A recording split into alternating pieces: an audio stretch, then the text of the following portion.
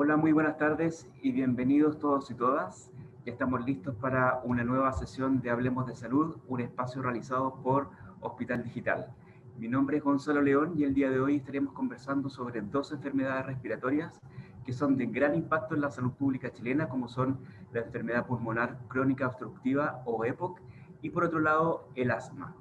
En Chile, las enfermedades respiratorias en general se situaron en el tercer lugar entre las causas generales de muerte en 2017 y una de cada 10 personas muere por esta causa. A diferencia de otras enfermedades respiratorias como la neumonía, la influenza o incluso el resfrío, la EPOC y el asma son enfermedades crónicas no infecciosas y que afectan negativamente la calidad de vida de las personas que las padecen. Por eso el autocuidado y el buen manejo de estas patologías son clave y queremos dedicar esta sesión justamente a tratar este tema. Para eso nos acompaña hoy Carolina Lara, quien es kinesióloga y encargada de los programas de salud respiratoria del adulto en la División de Atención Primaria del Ministerio de Salud. Bienvenida, Carolina, ¿cómo estás? Hola Gonzalo, muy buenas tardes a todos. Gracias por estar con nosotros el día de hoy y aceptar nuestra invitación. Como siempre, antes de partir, les quiero recordar que nos pueden enviar sus preguntas desde ya, los comentarios también, a través del chat que ya está disponible para que los podamos responder al final de la conversación. Carolina, para entrar en materia, quiero partir comentándote o preguntándote en realidad sobre esta enfermedad EPOC, enfermedad pulmonar obstructiva crónica. Si nos pudieras contar de qué se trata y cuáles son los síntomas para poder reconocerla. Bueno, como tú bien mencionaste, quiero partir señalando que la enfermedad pulmonar obstructiva crónica es una enfermedad crónica, como lo mencionaste, que ha aumentado su prevalencia en los últimos años a diferencia de las otras enfermedades respiratorias agudas. Esto se debe principalmente a la calidad del aire, al aumento de la esperanza de vida y a otros factores, pero lo importante es señalar que cerca de un 17% de las personas mayores de 40 años portan esta enfermedad y que no es una enfermedad tan sencilla, sino que es una enfermedad bien compleja en el sentido de que significa un gran número de consultas en la urgencia, un gran número de hospitalizaciones y también un número importante de muertes. En un año aproximadamente mueren más de 10.000 personas en Chile a causa del EPOC. Entonces, genera también un costo significativo, no solo para el sistema sanitario, sino que para las familias, porque además produce una gran incapacidad, o sea, merma la capacidad laboral de las personas, produciendo un gran impacto en la calidad de vida y además es un impacto económico. Entonces, en cuanto a la fisiología o a cómo se produce o qué es la enfermedad pulmonar obstructiva, bueno, es una enfermedad pulmonar crónica en donde hay una inflamación que está constantemente afectando el pulmón y al estar expuesta a las estructuras del pulmón de manera prolongada a estos irritantes, especialmente el humo del cigarrillo, se van dañando y se produce un daño estructural que ya es permanente. Entonces, este concepto EPOC o enfermedad pulmonar obstructiva crónica es un concepto que es relativamente nuevo, pero es lo que antes muchas personas conocían como enfisema pulmonar o bronquitis crónica. El EPOC se podía confundir antes con ese diagnóstico. Hoy en día sabemos que es la suma de estos dos factores lo que se conoce como EPOC, pero claro, antes eran diagnosticados de esta forma. ¿Qué es lo que va a sentir un paciente cuando tiene EPOC? Bueno, esta persona va a sentir una dificultad para tomar aire, para respirar. Y esta dificultad no es transitoria, sino que es durante un tiempo prolongado, durante meses o años. Y esta dificultad no cambia con terapia ni de forma espontánea. Si bien se pueden utilizar inhaladores que en un principio del tratamiento van a aliviar algo la sintomatología, al estar sin tratamiento estos síntomas no van a ceder. Entonces así una persona se puede dar cuenta que algo está pasando. Al ser una respuesta de cambio de la estructura del pulmón a algo que la está irritando de manera constante, se puede prevenir. ¿Cómo? Sacando el estímulo que la irrita, sacando el irritante. En este caso, el principal irritante es el humo del cigarrillo. Entonces lo principal en esta enfermedad es que se puede prevenir no fumando, o si ya se declaró, es el cese del tabaco es el pilar fundamental en el tratamiento. Bueno, además de dañarse el pulmón, se van dañando con el paso del tiempo otras estructuras. O sea, es un pulmón que está dañado, sobrecarga el resto del sistema, sobrecarga, por ejemplo, el corazón, que para poder oxigenar todo el cuerpo, ante el poco oxígeno que está presente, tiene que hacer el doble del trabajo. Y al hacer el doble del trabajo empieza a crecer y empieza a también tener... a resentirse en su estructura y en su funcionamiento, y eso también genera más cansancio, más disnea y otros signos que vamos a ver más adelante. Disnea, que este término que ya apareció, es esa sensación de dificultad respiratoria, ¿ya? Esta disnea es cada vez mayor y se asocia generalmente con tos con secreciones. Durante los primeros años la tos y las secreciones generalmente son después de fumarse un cigarro o en la mañana cuando la persona se levanta. Y ya después con el tiempo esta tos y esta expectoración es durante todo el día y puede estar acompañada además de una especie de ruido al respirar que se le conoce como sibilancia, pero es como un silbido, generalmente al botar el aire. Y después de todo esto, además, se le suma un cansancio y un ahogo al realizar actividades que al principio son actividades que requieren cierto esfuerzo, pero ya después, al progresar más aún la enfermedad, este cansancio se manifiesta con actividades básicas de la vida diaria, como ducharse, comer, incluso lavarse los dientes, y eso ya empieza a ser invalidante. Y la verdad es que cuando ya se empiezan a notar síntomas, incluso esta tos y expectoración matinal o después de fumar, el daño del pulmón ya está instalado. Entonces, no es reversible este daño. Hay que obviamente sea una enfermedad crónica, ¿no? Carolina, hay una imagen que tú nos hiciste llegar justamente y queremos aprovecharla para hacerte una pregunta que tú ya nos has adelantado alguna información y que tiene que ver con cómo llega a producirse una EPOC y básicamente cuáles son los factores de riesgo que generan finalmente la causa de esta enfermedad, ¿no? Sí, bueno, ya les comenté ahí que al estar presente este estímulo dañino para el tejido del pulmón, que en este caso vamos a ejemplificar con el humo del cigarrillo, ¿qué pasa con estos bronquios, o sea, que son estas mangueras por las que pasa el aire para que lleguen a estas almohaditas que se ven más abajo, que es donde se produce el intercambio de aire limpio por aire sucio? Estas mangueritas se inflaman por dentro y además se producen secreciones bronquiales, y eso hace que el lumen o el espacio por donde pasa el aire se haga cada vez más pequeño. Entonces el aire que antes pasaba por un diámetro mayor, ahora pasa por un diámetro menor. Y además, la irritación y esta inflamación crónica en este lugar donde se produce el intercambio de aire con el desecho de la respiración, la estructura de estos alveolos que se llaman se deteriora, se produce una falta de elasticidad. La verdad es que cambia el tejido, que habitualmente es elástico, como un globo para que se infle y se desinfle, cambia por un tejido rígido al que ya no le entra aire, y peor, tampoco es capaz de sacar el aire que tiene dentro. Entonces hace como una especie de cicatrices en todo ese tejido. Entonces imaginemos que está todo el pulmón con esta especie de cicatrices, y además los conductos por donde pasa el aire está estrecho.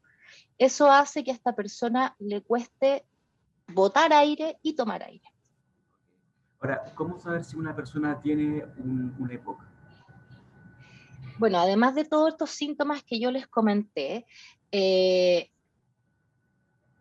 estos síntomas llevan a un paciente a decir, oh, algo está pasando, voy a ir a un médico, voy a consultar, o debiese pasar eso. Cuando este paciente va al médico, hay hartos diagnósticos que son probables cuando uno dice tengo dificultad para respirar y tengo tos.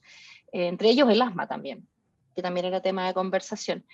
Pero, ¿qué es lo que marca la diferencia? Que hay una historia de exposición a sustancias irritantes, a humo, a tabaco, a braseros, a cocinas a leña, a una fábrica que emite contaminación al lado de mi casa.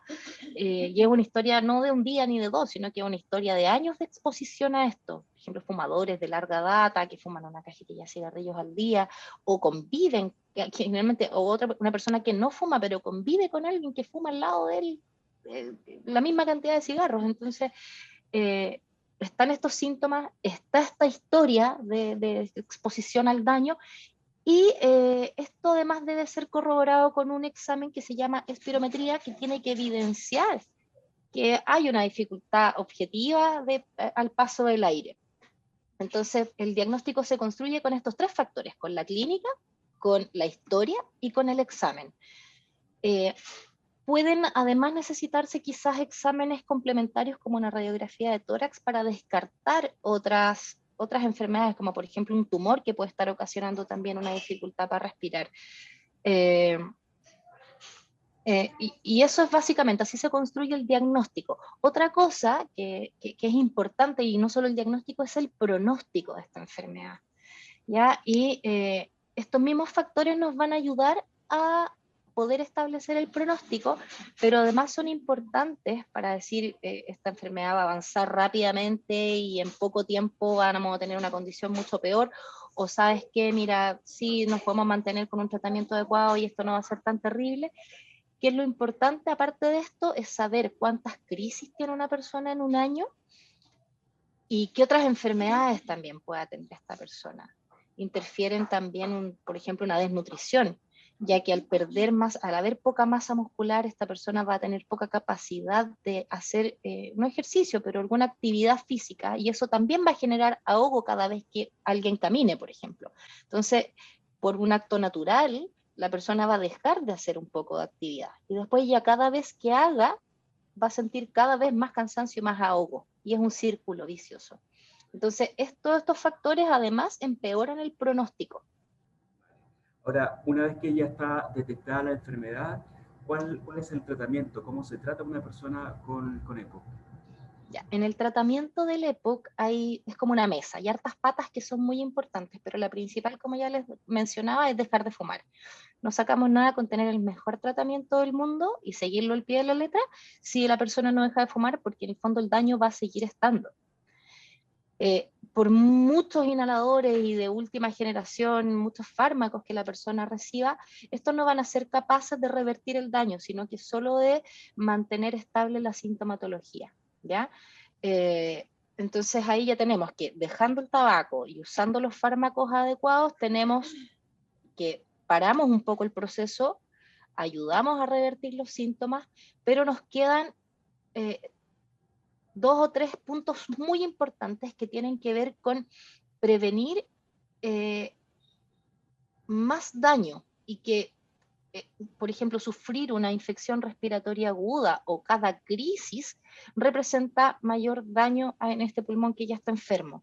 Entonces, aparte de lo farmacológico que ya les mencioné, de dejar de fumar, es necesario que el paciente tenga una educación en el manejo, en el control de su patología, en reconocer síntomas y signos, en saber cuándo tiene que consultar en la urgencia, y cuándo puede manejar una crisis en la casa y cuándo no, cuándo tiene que consultar en otro lado.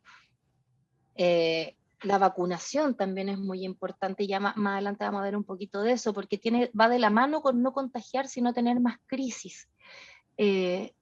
Y algo muy, muy, muy importante en estos pacientes es la actividad física y la rehabilitación pulmonar en la medida de lo posible. Porque existe la falsa idea de que si me cuesta respirar no puedo hacer ejercicio. Y ese es un error garrafal. O sea, está estudiado y recomendado hacer actividad física, ya que esto mejora la tolerancia al ejercicio y mejora la calidad de vida. Además, disminuyen las crisis, la hospitalización y disminuye la mortalidad. Entonces, en los consultorios o los establecimientos de atención primaria existen estrategias de rehabilitación pulmonar en la que son una cantidad de sesiones en la que se educa al paciente y se le realizan ejercicios o se le indican ejercicios, pero además, si es que uno no puede asistir a estas instancias de rehabilitación formal, las personas se benefician en el día caminando 30 minutos, unas 3 veces a la semana, ojalá todos los días, a una intensidad moderada. Lo importante es que la actividad física se desarrolle y se mantenga, o incluso que aumente durante el tiempo, y esto va a ayudar notablemente en la sintomatología y en el pronóstico de la patología.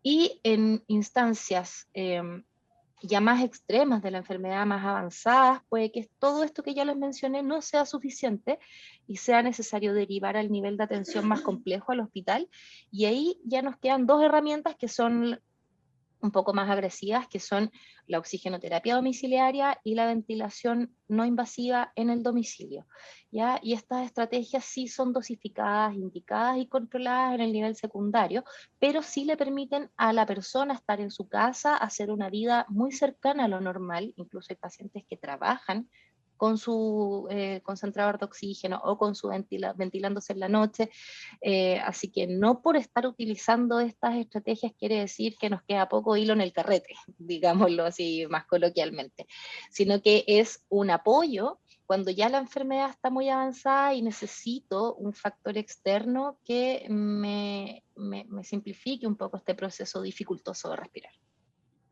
Bueno, ahí vamos a profundizar un poco en el manejo que tienen que tener los pacientes que ya tienen declarado un EPOC, pero antes de eso quería preguntarte en las características que tú mencionabas que tiene el EPOC en el fondo al momento de distinguirse o cuáles son los síntomas. Hay algunos que se parecen a los que normalmente conocemos como asma, sobre todo la dificultad para respirar. ¿Hay alguna diferencia entre EPOC y asma o qué es el asma derecho? Mira, lo principal, la verdad es que se parecen bastante a simple vista. O sea, si consideramos que el síntoma principal es la dificultad respiratoria y la tos, ambas lo comparten, ¿ya? La primera diferencia, y la más importante, es que los síntomas del asma son intermitentes y reversibles, ¿ya? A diferencia del EPOC. Una persona con asma, por ejemplo, pensemos en alguien que un ataque de risa, por ejemplo, le provoca una sensación de obstrucción bronquial, un asmático. Esa persona sola, quizás con relajarse, con calmarse, o quizás con el apoyo de algún inhalador, esa condición de dificultad respiratoria va a revertirse, va a pasar y va a llegar a su basal nuevamente. Eso no sucede con el EPOC. No tiene esta reversibilidad en la sintomatología. ¿Qué otra diferencia tenemos? Que el asma es una enfermedad que no es prevenible, tiene factores familiares, genéticos o del desarrollo, mientras que el EPOC es prevenible, no fumando y no exponiéndose a irritantes. Y por último, y también súper importante, es que el asma es una enfermedad que se manifiesta, se puede manifestar y se puede diagnosticar en cualquier etapa del ciclo vital. Es una enfermedad que se manifiesta en los niños. Generalmente vemos niños que tienen muchas bronquitis en un año, dos guaguitas de 2 años que pasan metidos en el consultorio con dificultad respiratoria, con cuadros más o menos severos. Y cuando crecen, 4 o 5, ya los podemos diagnosticar y hacer algún tipo de prueba que nos permita ya evidenciarlo, nos damos cuenta que es un niño asmático. Y puede ser asmático durante toda su vida. O puede que esa asma se le desaparezca también cuando ya se desarrollan bien sus vías respiratorias. O también puede aparecer en la edad adulta, también se relaciona un poco al envejecimiento. Pero se puede declarar en distintas etapas de la vida, no hacia el EPOC. El EPOC siempre se declara en la edad adulta, sobre todo en los mayores de 40 años, porque tiene que ver, como te decía, con esta historia larga de exposición a un irritante, ¿ya? ¿Y qué es el asma? Bueno, el asma también es una enfermedad inflamatoria crónica de la vía respiratoria, pero tiene episodios de obstrucción que, como te decía, son intermitentes, ¿ya? Entonces, cuando uno se expone al irritante o se ríe o hace ejercicio, se inflama la vía respiratoria, esta vía que es esta manguera que le decía yo, se estrecha, produce también más secreciones y eso genera esta misma dificultad para respirar y este silbido en el pecho, pero con la diferencia de que esto es reversible, ¿ya? Dependiendo de la intensidad de esta obstrucción, y de cuántas veces se produzca en una semana, en un mes, se puede ver afectada también importantemente la calidad de vida. Y tampoco hay que perder de vista que con una crisis grave, severa, un paciente puede morir si no es manejado a tiempo. Pero sí, Sí. perdón. Tú lo mencionabas al principio y lo volví a mencionar ahora al último, de la importancia, o más bien el efecto que tiene sobre la calidad de vida. Y para la gente que se ha ido conectando recientemente, no sé si podríamos retomar esa idea y que nos cuentes cómo afecta justamente la calidad de vida de las personas ambas enfermedades respiratorias, que son muy similares. Sí, la verdad es que, bueno, decíamos inicialmente que el EPOC tenía una prevalencia de 17% de mayores de 40 años y el asma también tiene una prevalencia que es cercana al 10% a nivel mundial y a nivel nacional. En cuanto a la calidad de vida, a pesar de que el asma es reversible y se puede manejar bastante bien y después de una crisis, si la farmacología es adecuada, una persona puede hacer una vida normal, no deja de ser una causa muy importante de ausentismo escolar y laboral, que en el fondo va a afectar la capacidad de comprensión que tiene un niño en el colegio, el rendimiento, y al ser también una causa de ausentismo laboral, afecta también la economía familiar, al igual que el EPOC con esta incapacidad, afecta de igual forma. Entonces, al no ser prevenible el asma, es como eh, un poco más complejo en el fondo porque no sabemos, hay historias familiares y familias completas que tienen una genética y atopia y posteriormente todos son asmáticos y es bastante complejo porque si eso merma la capacidad de estudiar y la capacidad de trabajar, afecta sí o sí el desarrollo económico de esa familia. Totalmente. Carolina, ¿cómo debiera ser el autocuidado de los pacientes que tienen alguna de estas dos enfermedades, ya sea EPOC o asma? Ya, mira, el autocuidado, te comento al tiro, que tienen similitudes y también tienen diferencias, pero por lo general estos pacientes en el actual sistema de salud tienen a disposición sus establecimientos de atención primaria en donde hay programas en donde a ellos se les educa bastante bien con respecto a los cuidados que ellos tienen que tener en invierno, ¿ya? En invierno y en el resto del año. Porque si bien la piedra angular en el caso del asmático es en mantener su patología bajo control para no tener más crisis, en el caso del EPOC la actividad física y el cese del hábito tabáquico, en ambos comparten el requisito de la adherencia al tratamiento. Es importante también que asistan a los controles eh, y que, ¿por qué es tan importante que asistan a estos controles? Y sobre todo, eh, es porque se les enseña en estos controles a reconocer los signos de alerta y cómo manejar exacerbaciones menores en casa. Ya el correcto uso de los fármacos también viene de la mano con que siempre el fármaco tiene que ir acompañado de una aerocámara, por ejemplo, porque se ha visto que cuando los fármacos no son utilizados con aerocámara, no se deposita la cantidad adecuada de fármaco en la vía respiratoria y también se pueden ver expuestos a ciertas candidiasis o infecciones por hongos a nivel de la faringe. Entonces, son cuidados que junto al manejo no farmacológico que ya les comenté antes para las patologías, son muy importantes y que requieren o recobran mayor importancia en invierno.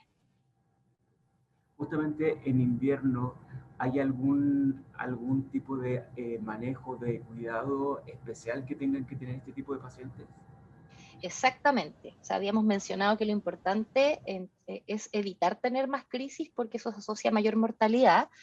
En invierno, obviamente estas crisis vienen de la mano a mayor circulación de ciertos virus, a exposición a calefacciones que no son muy limpias.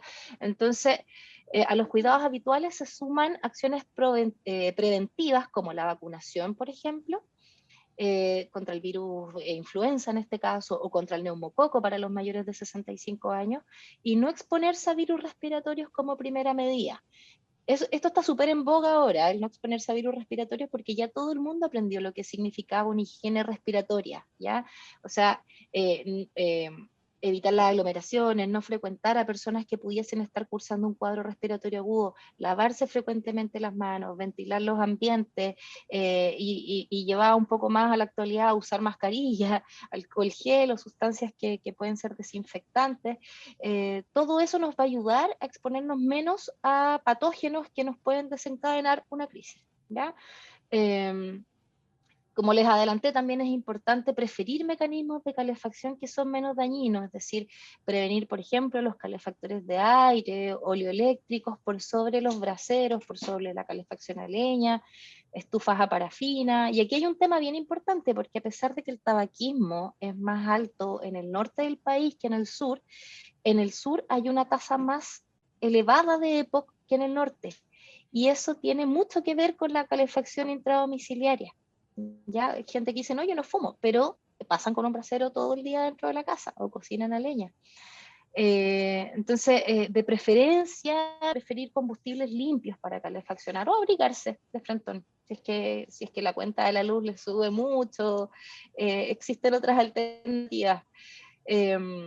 Y como en invierno además los ambientes tienden a ser más cerrados, o sea, uno ya no abre tanta ventana, tanta puerta, es súper importante que, así como dijimos que un paciente con EPOC, con asma debe dejar de fumar, es importante que también exija que su familia, que sus conocidos no lo hagan a su alrededor, y menos si esta casa, este lugar de trabajo está más cerrado. Entonces, esos son cuidados básicos que hay que tener en invierno, a los que obviamente se suman los que ya cada paciente conoce. Ahora, si un paciente tiene alguna comorbilidad o, digamos de otra forma, otra enfermedad de base, una enfermedad crónica distinta a esta respiratoria, ¿cómo influye finalmente en el cuidado que debe tener? ¿Hay alguna relación? ¿Se complica o no es necesario que haya una complicación en el manejo de la enfermedad respiratoria? Sí, la verdad es que varía un poco el manejo, porque la evidencia de los últimos años muestra que hay ciertas personas que tienen mayor predisposición a tener EPOC que otras.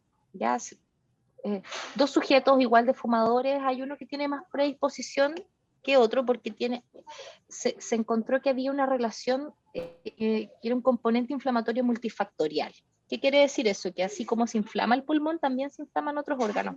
Entonces, ¿qué descubrieron? Que generalmente una persona que tiene EPOC tiene 3 o 4 enfermedades por este componente inflamatorio multisistémico. Y además que tiene hábitos que no van muy de la mano con el cuidado de la salud. Entonces es muy probable que si yo fumo, no me cuide tanto, ni siquiera en mi alimentación. Entonces es muy probable que un paciente con EPOC tenga a la vez, por ejemplo, diabetes, cardiopatía coronaria, una insuficiencia cardíaca, una insuficiencia renal, una osteoporosis, ¿ya? Entonces, estas enfermedades que coexisten y que no hay que desconocer que vienen de 3 o 4 juntas, dificultan el manejo porque hacen que el manejo tenga que ser integral y que por el gran volumen de fármacos que toman estas personas con más de 2, de 3, de 4 enfermedades, haya que evaluar bien los fármacos que se le van a indicar, porque entre ellos podrían interactuar y se pudiese provocar un desenlace no esperado o incluso grave. O sea, por ejemplo, un inhalador, un salbutamol, pudiese afectar en el tratamiento de una patología cardíaca y viceversa. Entonces, o un corticoide oral después de una crisis de exacerbación de asma pudiese alterar las glicemias en un paciente diabético. Entonces, eso hace necesario que los pacientes, sean abordados de una perspectiva integral, pero además que no se automediquen y que se mantengan en control con los profesionales, porque si el profesional ve que ya no es suficiente con X medicamento, hay que manejar toda la batería de medicamentos que el paciente consume para poder cambiar la terapia. O sea, aquí finalmente, en resumen, podríamos decir que un paciente con alguna de estas enfermedades lo que tiene que hacer es un cambio de hábitos, mantener hábitos de vida saludable, junto con mantener controles regulares con su médico, ¿no? Exactamente. Exactamente. Perfecto. Ahora, ¿pueden surgir algún tipo de complicación en la evolución de esta enfermedad?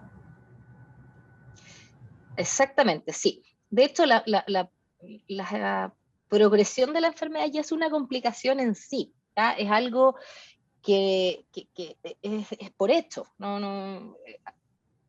pero más allá de la progresión de la enfermedad, como ya lo enuncié, cada exacerbación, cada crisis, cada consulta en la urgencia, aumentan el riesgo de hospitalizaciones y de muerte de los pacientes con EPOC y por asma. Entonces, a mayor número de exacerbaciones anuales, es mayor la mortalidad en esta enfermedad, es peor el pronóstico.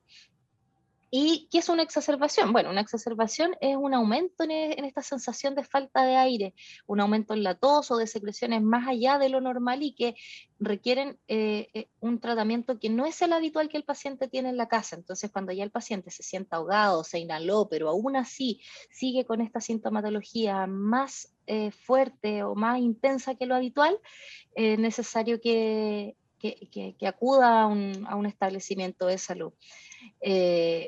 ¿Cómo se desencadenan estas exacerbaciones? Como ya lo dijimos, con infecciones virales, bacterianas, con mayor índice de contaminación ambiental, o cuando hay poca adherencia al tratamiento y se nos olvidaron los fármacos por un tiempo. Entonces, ¿qué se puede hacer frente a esto? Aparte de consultar cuando es debido, de base lo que hay que hacer es mantener un control en el CEFAM.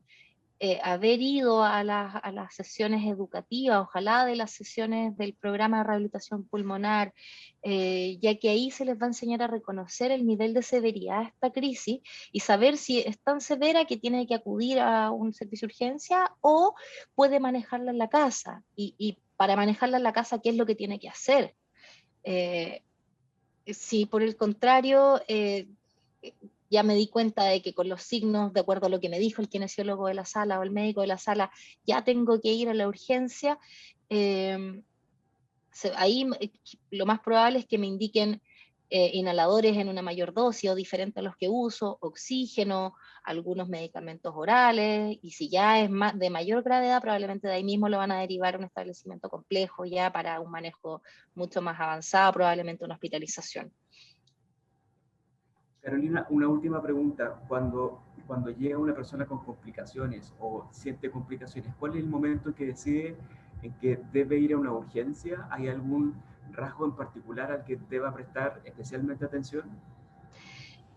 Hay hartos, no es solo uno. Si bien es cierto, esta dificultad respiratoria, el síntoma cardinal, o sea, son pacientes que están acostumbrados a sus crisis, son pacientes que están acostumbrados a sentir dificultad respiratoria. Entonces, cuando la dificultad respiratoria es mayor, pero además se acompaña de, por ejemplo, labios azulosos, si es que no tengo un saturómetro para darme cuenta que estoy saturando menos de 90, por ejemplo, pero se acompaña de uñas, labios azulosos, se acompaña de pérdida o confusión, pérdida de conciencia o confusión, se acompaña de letargo, ahí ya es un síntoma sine qua non de que tiene que ser trasladado a otro nivel.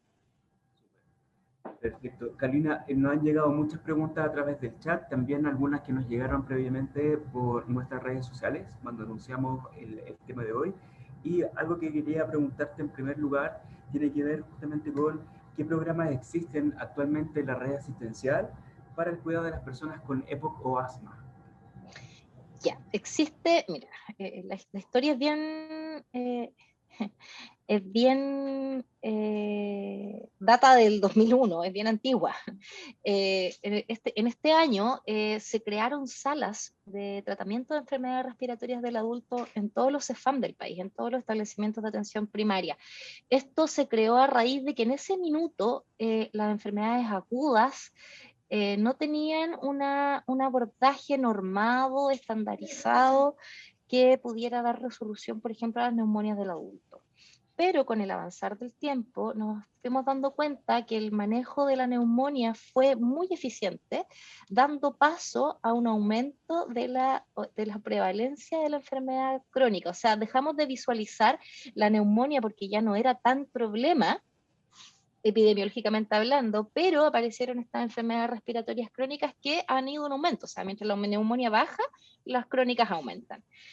Y ha sido un vuelco para el quehacer de las salas respiratorias. Entonces, pasaron a tener un foco más, más puesto en la enfermedad respiratoria crónica. Y con este objetivo, en el fondo, lo que se busca es un tratamiento estandarizado cumpliendo las normativas y las garantías GES, porque ambas patologías, EPOC y asma, son patologías que están garantizadas en el sistema de salud, tienen sus garantías explícitas de diagnóstico y de tratamiento. O sea, hoy en día alguien que consulta en una sala por sospecha de alguna de estas patologías tiene tiempos definidos para que se le diagnostique, para que se le trate y para que se le den los medicamentos, ¿ya? Y esto no debiese tener un costo para el paciente, ¿ya? Entonces, además de hacer este diagnóstico, este tratamiento, se realizan test en la sala de marcha, la espirometría, que van a ir evaluando la progresión. También se realizan encuestas de calidad de vida para ver cómo va y cómo impacta esta patología y qué instancias de apoyo pueden existir en este ámbito. También se hacen controles periódicos como seguimiento, y estos controles los puede hacer un kinesiólogo, el médico, la enfermera, y en estos controles se les enseña, como ya les decía, todo lo que debe saber el paciente con respecto a su enfermedad, cómo manejar una crisis, cómo utilizar los inhaladores, cómo utilizar y lavar la aerocámara, cada cuánto tengo que cambiarla, qué ejercicios debo realizar, qué cuidados tengo que tener en el domicilio, durante el año, durante el invierno, todo lo que hemos conversado acá, cuándo ir a la urgencia, cuándo y contra qué vacunarse, incluso qué alimentos preferir, porque se ha visto también que hay ciertos alimentos que son alergenos y que pueden desencadenar una crisis de asma, o hay otros alimentos que producen más CO2 y complican un poco la salud de un enfermo con EPOC. Un enfermo con EPOC debiese comer más alimentos con proteínas, por ejemplo, y eso también lo van a poder aprender en la sala.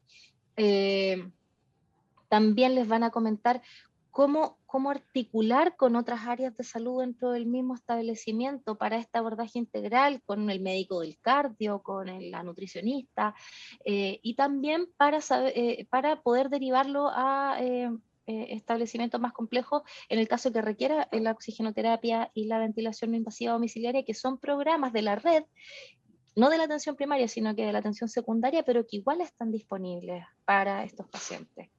O sea, todo un sistema, un plan de educación hacia el paciente. ¿Cómo se puede acceder a esos programas, Carolina?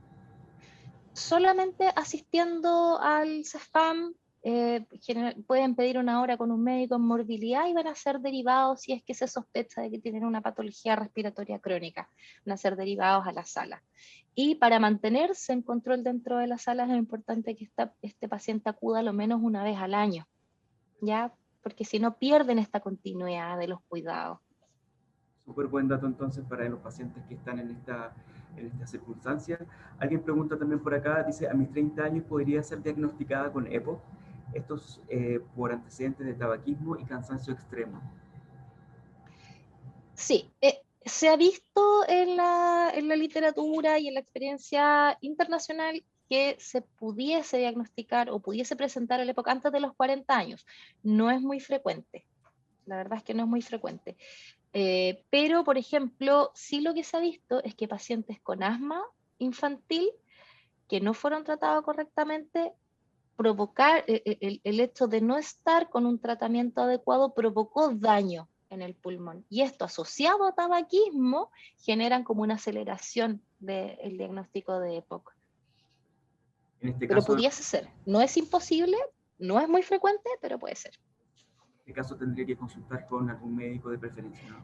Exactamente, la idea es que consulten su CEFAM con su médico tratante, para que se le pueda realizar una espirometría y se le puedan hacer los exámenes correspondientes, descartar otras patologías, porque no es la única patología respiratoria que produce dificultad para respirar y cansancio, ¿ya? Hay que hacer un diagnóstico diferencial.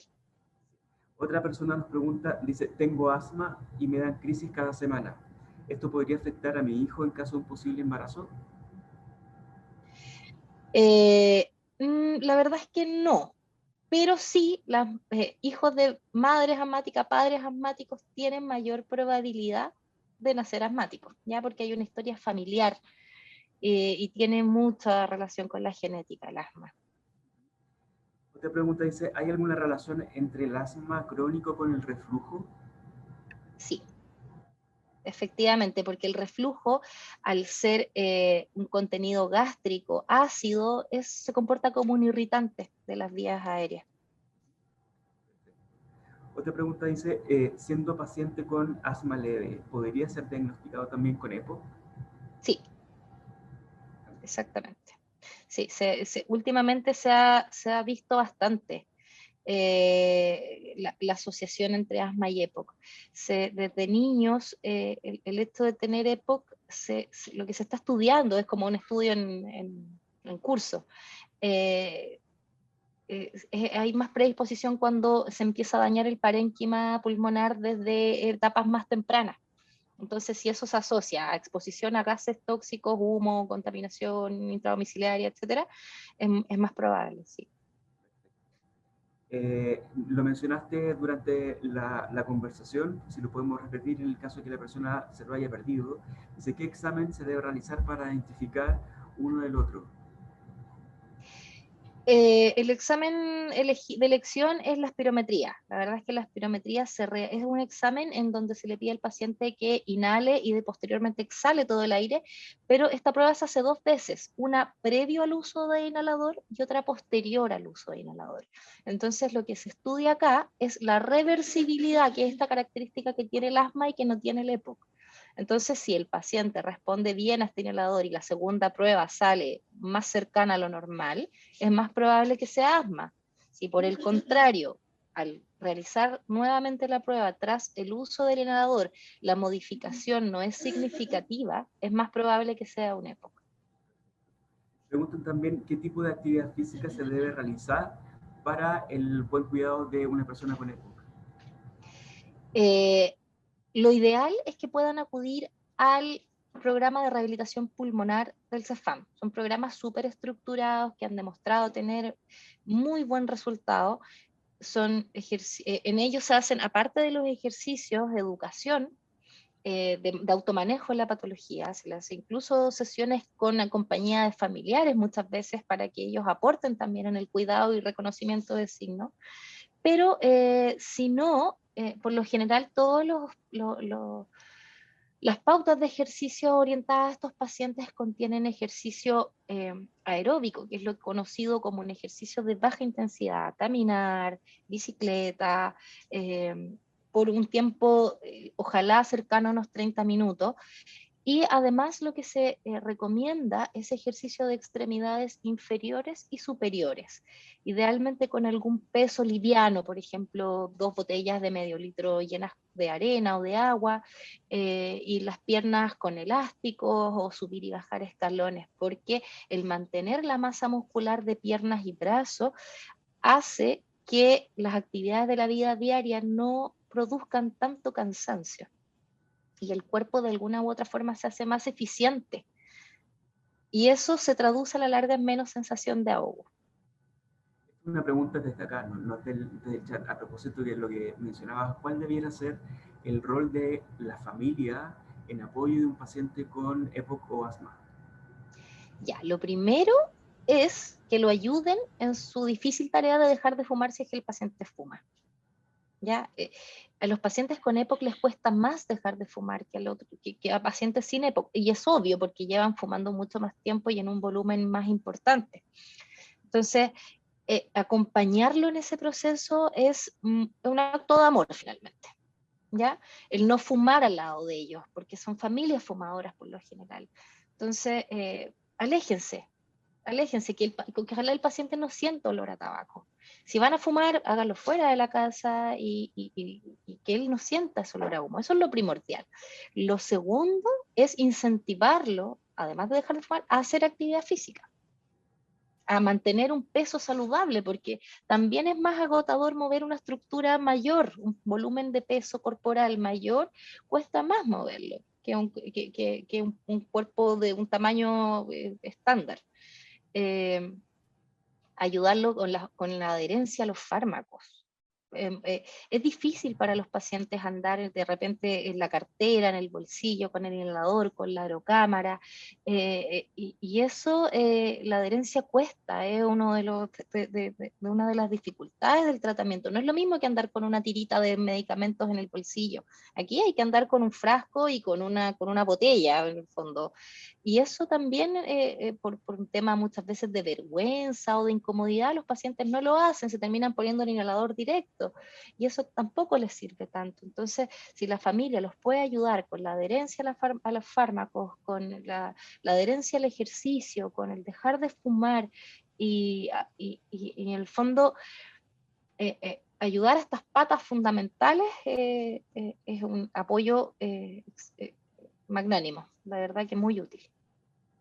Carolina, por razones de tiempo tenemos para una última pregunta.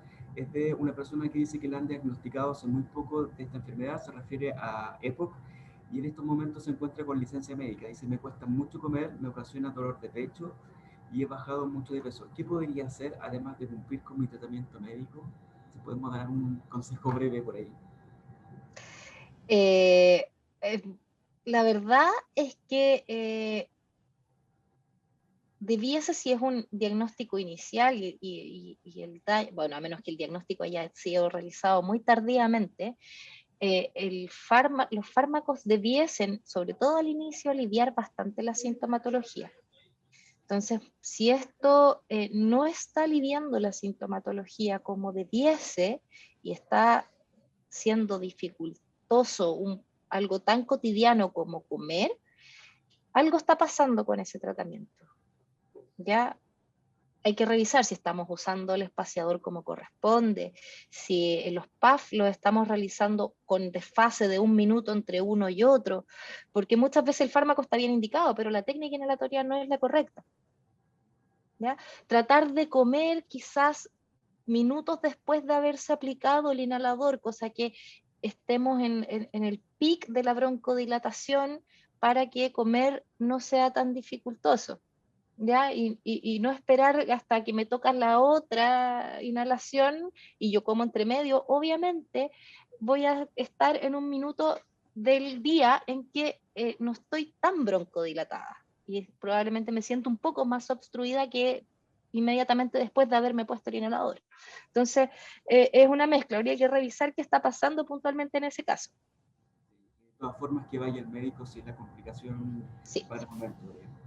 Y es importante que vaya el médico en este escenario pandémico, cambie un poco la situación, ¿ya? Porque habitualmente pedíamos 1 hora al consultorio y nos podían atender. En este escenario pandémico en que estamos muchas veces con seguimientos remotos, con teleconsultas o con desfase y postergación de algunas consultas, lo ideal sería establecer un canal de comunicación con los profesionales de la sala ERA, sobre todo si fue diagnosticada recién y aún está en proceso de adquirir todos estos conocimientos y la capacidad de automanejo de la patología. Entonces, yo recomendaría ahí que tratara de contactar al kinesiólogo de la sala y consultara qué pudiese estar pasando. La persona que nos consultó dice que le agradece y le sirvió mucho la respuesta. Así que para ti ese agradecimiento. Te quiero también yo agradecer a nombre de Hospital Digital por tu tiempo, tus excelentes recomendaciones, Carolina. No sé si quieres dejar algún último mensaje breve antes de cerrar. Sí, la verdad es que las patologías respiratorias ya vimos que un componente crucial es el hábito tabáquico. Y en pandemia hemos visto con horror que este hábito ha ido en aumento por condiciones de salud mental, por ansiedad y por toda esta situación de incertidumbre que nos produce esta pandemia. Y eso nos ha hecho pensar que quizás estas cifras que yo les comentaba de prevalencia y de mortalidad pudiesen verse aumentadas. Así que el llamado es a evitar el hábito tabáquico. Si bien es cierto, no solamente el EPOC es una consecuencia fatal de este mal hábito. En el mundo, 8 millones de personas mueren al año a consecuencia del tabaco. Y en Chile son más de 10.000. Si por el COVID llevamos a la fecha 25.000 muertos, hay una pandemia silente que nos mata todos los años a más de 10.000 chilenos. Entonces, el llamado es ese, a pesar de que estamos en tiempos que son estresores, que muchas veces van a ocasionar un aumento de fumar, lo ideal es que tratemos de combatir esto y buscar otras formas como la actividad física.